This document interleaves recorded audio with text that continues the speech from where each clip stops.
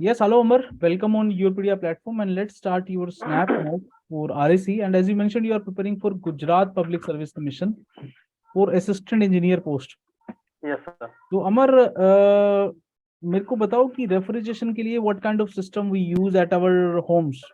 Domestic में what kind of refrigeration system we use, refrigeration and air conditioning system. Okay sir, actually हम लोग अपने domestic के अंदर वीसीआरएस साइकिल का यूज करते हैं, चाहे हमारा एसी में यूज करना हो, चाहे हम रेफ्रिजरेशन में यूज करना हो, तो वेपर कंप्रेशन रेफ्रिजरेशन सिस्टम हम यूज करते हैं। अच्छा, आपको पता है large size VRS systems are even more efficient. जब हम कमर्शियल एयर कंडीशनिंग सिस्टम की बात करते हैं, we go for air those absorption refrigeration system. So Yes, sir. why those absorption refrigeration system are not suitable for domestic purposes? Sir पहली बात तो sir वीएआरएस के अंदर एक तो वो उसके अंदर लो हीट जो है, मतलब जो हमारे लो ग्रेड ऑफ हीट है उसको हम यूटिलाइज करते हैं। उससे थोड़ा भी वो सिस्टम बल्कि हो जाता है। अगर हमको सपोज 10 टन के लिए अगर वो चाहिए अगर एसी के अंदर वीसीआरएस में, तो वो सिस्टम इतना बल्कि हो जाएगा वीआरएस के अंदर कि जो हमारे डोमेस्टिक के लिए अफोर्डेबल करना बहुत ही मुश्किल हो जाएगा। और हमको कंटिन्यूअस तो हमको उसमें हीट मिल भी नहीं पाएगी, क्योंकि सोलर का जो हमारा रिस्ट्रिक्शन है, लिमिटेशन है कि इंटरमिटेंट सप्लाई होती है उसके अंदर एनर्जी की, ये है एक। और एफिशिएंसी भी उसकी कम आती है कंपैरेटिवली वीआरएस वीसीआरएस के कंपेयर में। अगर हम सॉरी सीओपी की बात करें तो अगर उसमें 0.6 से 0.5 आती है तो वीसीआरएस में 3 से 5 आती है, मतलब डायरेक्ट 10 का मल्टीप्लिकेशन होता है। तो these are the I think main 2-3 factor जो हम लोग यूज नहीं कर सकते और इसके अंदर डोमेस्टिक में। अच्छा, you heard about inverter air conditioners? Inverter air conditioner मतलब सर जो इन्वर्टर यूज होता है एयर कंडीशन के अंदर। अभी मार्केट में देयर आर सम एसीज ना, जिनको हम बोलते हैं inverter ACs. Those kind of ACs are there in the market. So what do you understand by that term, inverter AC? Okay, sir मैं श्योर नहीं हूँ, अगर आप अलाउ करो थोड़ा मैं अपना गेस कर सकता हूँ। हाँ. ओके सर, एक्चुअली क्या होता है कि जैसे इन्वर्टर का हम मतलब कि जनरली हम लोग एक इलेक्ट्रिकल डिवाइसेस होती हैं जो कि जो फ्लक्चुएशन में हमारा उसका जनरली यूज में आता है। तो सपोज जैसे हमारा एसी है, एसी में कहीं ज्यादा रिक्वायरमेंट हमको कूलिंग की है, तो हमको उसमें फ्लो ज्यादा करवाना पड़ेगा रेफ्रिजरेंट को।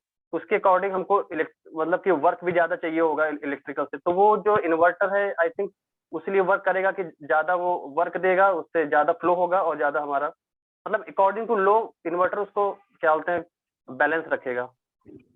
अच्छा, स्प्लिट एसी में और विंडो एसी में what you feel which one is more efficient and why?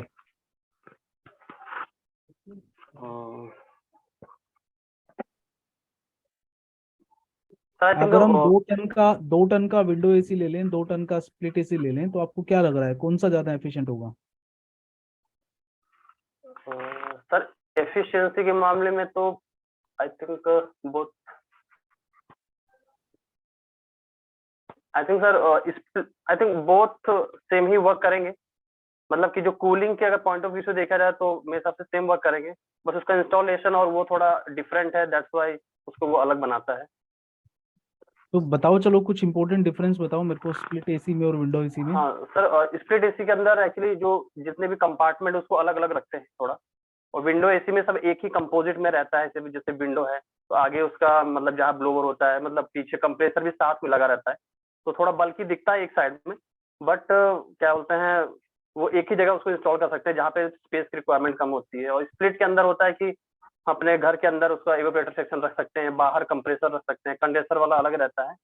तो इसमें हमको मतलब कि कंप्रेसर फील नहीं होता, कंप्रेसर की नॉइज फील नहीं होती स्प्लिट के अंदर, उसमें ज्यादा फील होती है, कंप्रेसर की नॉइज फील होती है। और आई थिंक इफेक्टिव अगर हम बात करें तो ये जो स्प्लिट एसी है मोर इफेक्टिव है कंपैरेटिवली विंडो एसी। मतलब एफिशिएंसी सीओपी ज्यादा है स्प्लिट का या कूलिंग इफेक्टिव है बस स्प्लिट एसी में? हाँ कूलिंग मतलब कि अगर हमको अगर कोई जैसे प्रिफरेबल हो तो स्प्लिट एसी, क्योंकि थोड़ा वो एक तो कंप्रेसर भी उसके साथ लगा होता है, थोड़ा डिसएडवांटेज हो जाता है क्योंकि नॉइजी वॉइस की वजह से उसका भी जो हीट है वो भी थोड़ा अंदर आने के चांसेस रहते हैं। और स्प्लिट एसी में ऐसा कोई सिस्टम नहीं रहता, पूरा कंप्रेसर एकदम डायरेक्टली आउटसाइड रहता है, तो 3-4-5-10 मीटर 15 मीटर दूर ही रहता है, तो उसका आई थिंक कोई हीट से इतना ज्यादा कोई कनेक्शन नहीं होगा रूम के अंदर। तो मेरे हिसाब से अगर सीओपी देखा जाए तो स्प्लिट की ज्यादा होगी मोर देन विंडो एसी।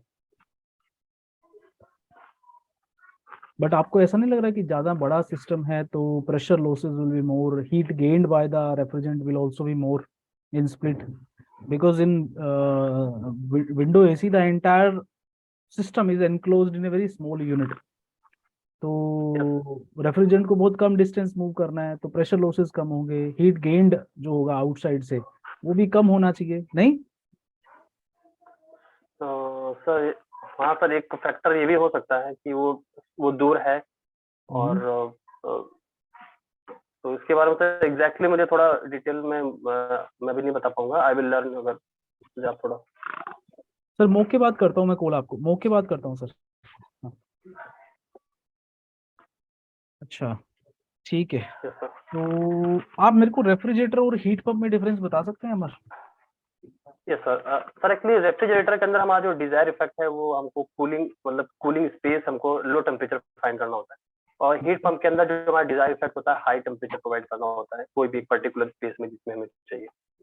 और अगर हम बात करें तो एफिशिएंसी ऑब्वियसली, सॉरी सीओपी जो है हीट पंप की ऑब्वियसली 1+ होती है रेफ्रिजरेटर की, तो ये आई थिंक ये है तो। अच्छा, can you draw the VCRS cycle on pH diagram? PH diagram पे? हाँ, विद सुपर हीटिंग एंड सब cooling both. PH diagram, okay VCRS sir. cycle you need to draw on pH diagram considering both superheating and subcooling. Okay sir.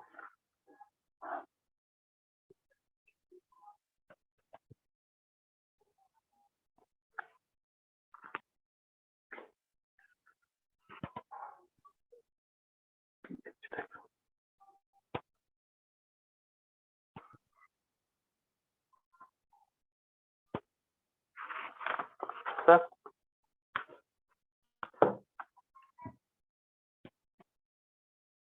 तो इसमें super heating किया आपने?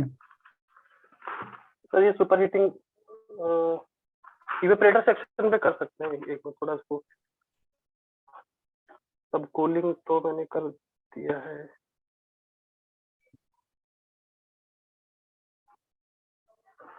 थोड़ा सा इससे जो डोम है, डोम से थोड़ा बाहर निकल जाएगा, अगर आप दिखाओ विजिबल हो दिखाओ। पा रहे हैं। ये डोम से थोड़ा बाहर निकल जाएगा सुपर हीटर, जो इवेपोरेटर वाला सेक्शन है थोड़ा। ये कौन सा डायग्राम बना रहे हो आप? पीएच ना? पीएच, पीएच प्रेशर है, प्रेशर कांस्टेंट है ये ऊपर वाला। और नीचे क्या है? एंथैल्पी? ये सर हाँ, ये एंथैल्पी वाला है पोर्शन, हाँ। और ये वो वाला है कंप्रेसर वाला है, तो सब थोड़ा कूलिंग ये कहाँ दिखाई आपने इसमें? सब कूलिंग सर।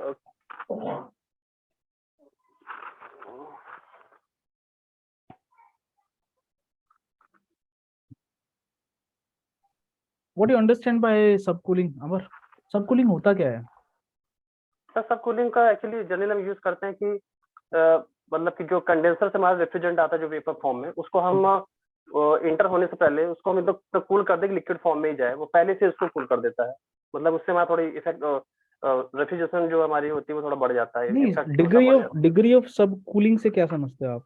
जैसे डिग्री ऑफ सुपर हीटिंग होता है ना, there is term degree of sub cooling, है। क्या होता है वो? डिग्री ऑफ सब कूलिंग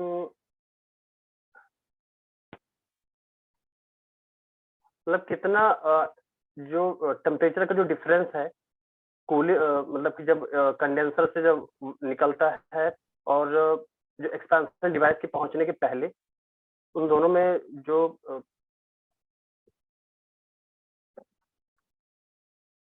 मतलब एक्चुअली सर डिग्री ऑफ ये डायरेक्ट रिप्रेजेंट करता है कि सेंसिबल कूलिंग को, अगर वैसे देखा जाए तो डिग्री ऑफ जो सब कूलिंग है, सेंसिबल जो कूल होता है, मतलब वहां से जो वेपर आ रहा है कंडेंसर से, वो एक्सपांडर या उसके अंदर घुसने से पहले ही उसको कूल कर देता है, जैसे उसमें वेपर कम जाए थोड़ा से ये, और जो टेम्परेचर का डिफरेंस होता है उसको डिग्री ऑफ आई थिंक सब कूलिंग बोलते हैं। जितना ज्यादा टेम्परेचर का डिफरेंस रहेगा उतना ज्यादा गुड तो वो सब कूलिंग होगी। चलो, तो सब कूलिंग के एडवांटेज क्या होता है?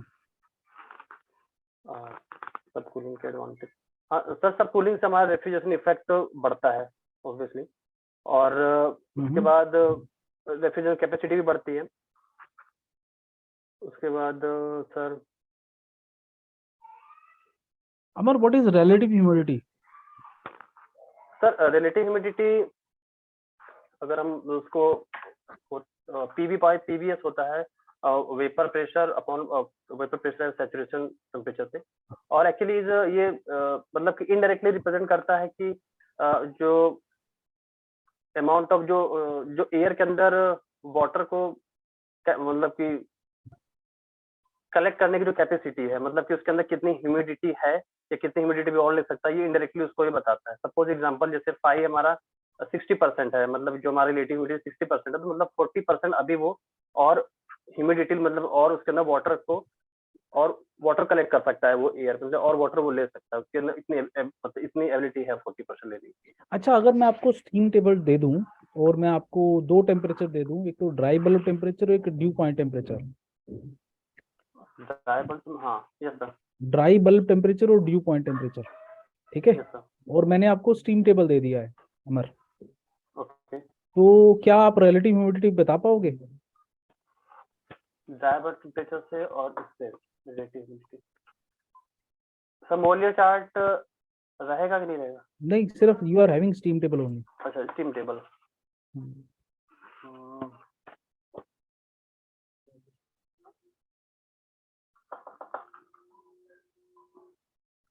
सर ड्राई बल्ब टेम्परेचर से हम ड्यू पॉइंट टेम्परेचर से, तो उसके अकॉर्डिंग हम वो निकाल सकते हैं, उनका प्रेशर स्टीम टेबल से ले सकते हैं। उसका कंसेक्यूटिव जो प्रेशर होता है पीवी और पीवीएस, जो सेचुरेशन प्रेशर उसका होता है, पीवी हो गया ड्यू पॉइंट टेम्परेचर का प्रेशर हो गया, और पीवीएस हो गया ड्राई बल्ब के टेम्परेचर का प्रेशर हो गया। तो उनका दोनों का रेशियो हम स्टीम टेबल से निकाल के रेशियो निकाल के हम फाइंड कर सकते हैं relative humidity. Dry bulb temperature पे जो आपको पी पी सेचुरेशन मिलेगा, yes sir. Dry bulb temperature पे जो पी सेचुरेशन मिलेगा, that will be PV, partial pressure of the water vapour, या PV saturation. PVS partial pressure वो सेचुरेशन पे पार्शियल पीवीएस मिलेगा। पीवीएस मिलेगा, PV yes sir. Saturation. Yes sir. और PV जो होगा वेपर प्रेशर वो मिलेगा हमको ड्यू पॉइंट टेम्परेचर। अच्छा, बेस पॉइंट क्या होता है? रेफरेंस स्टेट क्या होता है स्टीम टेबल में? सर रेफरेंस ट्रिपल पॉइंट होता है। Amar, can you tell me some of the desirable properties of a refrigerant? Yes sir. Sir refrigerant के अंदर अगर हम देखा जाए तो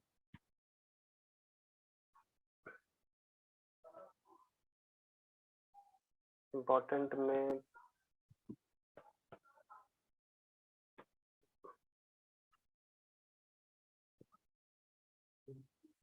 सर फर्स्ट ऑफ ऑल उसका जो क्रिटिकल टेम्परेचर है वो हाई नहीं होना चाहिए, मतलब एटलीस्ट अबव द कंडेंसिंग होना चाहिए।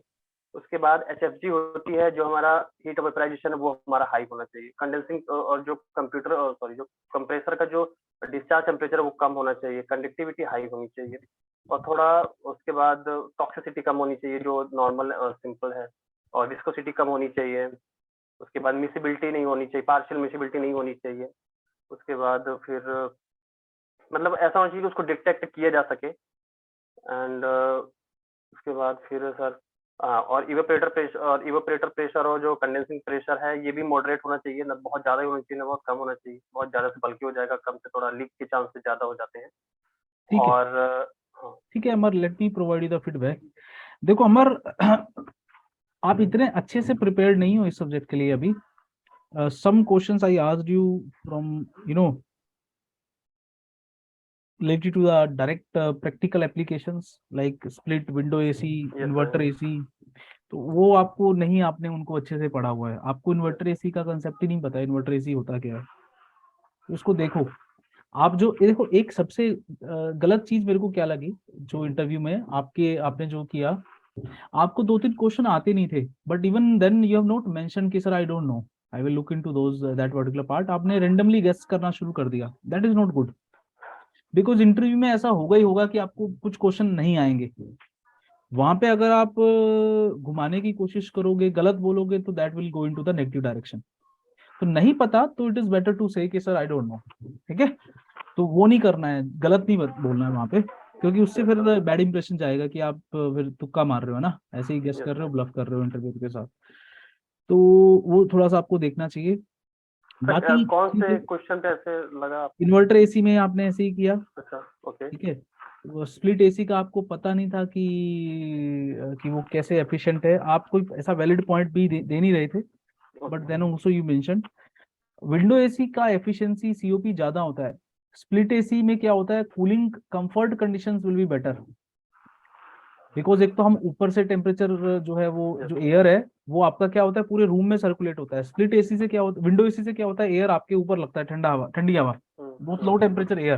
तो उससे क्या होता है आपको कई बार even when a very Uncomfortable. low temperature air striking with your body at high velocity, Yes, sir. तो उसका जो इम्पैक्ट होगा और भी लो होगा, तो अपने को कंफर्ट नहीं लगता। बट विंडो एसी से क्या होता है, स्प्लिट एसी से क्या होता है, air it maintains the low temperature in the entire room. तो जो काइंड ऑफ टेम्परेचर का जो एक वेरिएशन होगा रूम में वो बहुत कम होगा। विंडो अगर आप लगा रहे हो विंडो एसी, तो रूम में टेम्परेचर का वेरिएशन बहुत ज्यादा होगा, कहीं पे कम कहीं पे ज्यादा, तो कंफर्ट कंडीशंस बहुत अच्छी नहीं मिलेंगी इन window AC. But window AC is more efficient, उसका सीओपी ज्यादा होता है। व्हाई? उसका क्योंकि वो सर उसमें इम्पैक्ट होगा, तो हाँ, प्रेशर लॉसेस कम होंगे और आपका हीट गेन कम होगा। कम होगा। तो अगर आप 4 स्टार का विंडो एसी, 4 स्टार का स्प्लिट एसी ले लिया, तो आपका रनिंग कॉस्ट जो है वो कम आएगा और 4 स्टार कम विंडो एसी में। But okay you can not compare ना कि एक old model means old model 2 star window AC with modern latest 5 star split AC, that you can not do ना। आपको दोनों को एक ही तरह के मॉडल लेने पड़ेंगे। मॉडल मीन्स कंपेयर के सेम टाइप का और सेम टनेज का, सेम स्टार रेटिंग का, तो देन यू विल फाइंड कि yes split window ACs are more efficient. But comfort conditions and yes, जो आपने एक पॉइंट बताया वो अच्छा था कि वाइब्रेशन जो है, साउंड जो है वो विंडो एसी में ज्यादा होता है, तो थोड़ा सा नॉइसी ऑपरेशन रहता है। स्प्लिट एसी में ऑपरेशन बहुत साइलेंट रहता है, तो कंफर्ट कंडीशंस के हिसाब से it is better split AC. चलो वो आप बता ही रहे थे, वीसीआरएस मैंने आपसे पूछा, वो आपने देखो आपने एक और गलत क्या बताया, आपको पता नहीं था कि सब कूलिंग क्या होता है, you not defined that and I asked you very simple basic question, but वहां भी आप घुमाते रहे, है ना, आपने कोई डायरेक्ट आंसर नहीं दिया इस पे। सब कूलिंग का मतलब क्या होता है, if the refrigerant is coming out of the condenser at a temperature lower than T saturation at the condenser. Condenser का कुछ सेचुरेशन टेम्परेचर है ना, corresponding to the condenser pressure. If the refrigerant is coming out at a temperature lower than that T saturation in the condenser, that is known as subcooling. और degree of subcooling क्या होता है, T saturation in the condenser minus temperature of the refrigerant coming out of the condenser. या difference उसका। जैसे super heating होता है, super heating क्या होता है, if the refrigerant is coming out of the evaporator at a temperature more than T saturation in the evaporator, तो उसे क्या बोलते हैं, डिग्री ऑफ सुपर हीटिंग। मतलब रेफ्रिजरेंट क्या हो गया, सुपर हीट हो गया। तो ये तो मतलब ये डिग्री ऑफ जो सुपर हीटिंग होता है, डिग्री ऑफ सब कूलिंग, तो ये बाय मैन मेड होता है कि ऑटोमेटिकली, मतलब नहीं, हम करते हैं, हम करते हैं, वही बोला करते हैं। जब हम करते हैं तभी एडवांटेज मिलता है ना, नहीं अगर सुपर हीटिंग आप ऐसे कर दोगे कि चलो आपने क्या कर दिया, सुपर हीटिंग आपने कर दिया कि जो ट्यूब है इवोपरेटर के एग्जिट पे उसको ओपन टू एटमॉस्फेयर कर दिया, तो सुपर हीट हो जाएगा। अब उस सुपर हीटिंग से ना तो रेफ्रिजरेशन इफेक्ट पड़ेगा, बट कंप्रेसर वर्क बढ़ जाएगा। बिकॉज जब टेम्परेचर, इनलेट टेम्परेचर बढ़ता है ना कंप्रेसर का, तो कंप्रेसर वर्क बढ़ जाता है, तो ओवरऑल सीओपी घटेगी उससे, that is a loss actually. तो उसको सुपर हीटिंग नहीं बोलते। सुपर हीटिंग से रेफ्रिजरेशन इफेक्ट कब बढ़ता है, when you are carrying out super heating in the evaporator. If super heating is taking place outside the evaporator, तो उससे तो कोई रेफ्रिजरेशन इफेक्ट पे तो फर्क पड़ेगा ही नहीं और वर्क बढ़ जाएगा। हमेशा जब भी हम सुपर हीटिंग करते हैं कंप्रेसर वर्क बढ़ता है, रेफ्रिजरेशन इफेक्ट भी बढ़ता है, दोनों बढ़ते हैं। COP कैन इंक्रीज और decrease, it depends on the refrigerant, type of refrigerant पे डिपेंड करेगा। सब कूलिंग से क्या होगा, आपका रेफ्रिजरेशन इफेक्ट बढ़ जाएगा, कंप्रेसर वर्क पे कोई फर्क पड़ेगा ही नहीं बहुत ज्यादा, compressor work will remain unaffected, refrigeration effect will increase, that's why COP will increase if you are going with sub cooling. तो ये तो बेसिक एक, जैसे सब कूल्ड का मतलब ही क्या होता है, सब कूल्ड का मतलब ही ये होता है कि when the liquid is not about to vaporise, उसको सब कूल्ड बोलते हैं। सुपर हीटिंग का मतलब क्या होता है, when the vapour is not about to condense. Saturated liquid का मतलब क्या होता है, liquid which is just about to vaporise. Saturated vapour का मतलब क्या होता है, vapour which is just about to condense. तो ये तो बेसिक है ना सुपर हीटिंग में ही, तो वो थोड़ा सा आप मिस कर गए, आपने इसको बताया नहीं था। तो ये 2-3 चीजें थी जहां आप मेरे से पूछ रहे थे कि कहाँ पे मैंने ऐसे किया। तो आप जो बता रहे थे इवन वो टेक्निकल भी नहीं लग रहा था, ऐसा नहीं लग रहा था कि आप क्लोज भी हैं उसके, वो रैंडम गैसेस लग रही थी। आर गेटिंग अमर?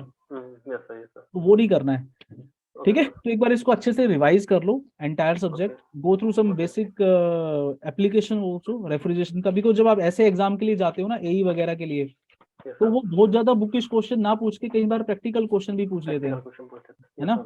जो हमारा सेंट्रल एयर कंडीशनिंग है उससे रिलेटेड थोड़ा सा डक्ट डिजाइन का कुछ पार्ट रहता है उसमें, ठीक है। टावर एसीज क्या होते हैं, स्प्लिट एसीज क्या होते हैं, क्या डिफरेंस रहता है, सेंट्रल एयर कंडीशनिंग सिस्टम क्या होता है, साइक्लोमेट्रिक चार्ट क्या है। हालांकि टाइम लिमिटेशन है तो I have not asked you question related to psychrometry, so again you can join me after revising this subject. Okay, good luck. Okay sir, thank you. Okay. Okay.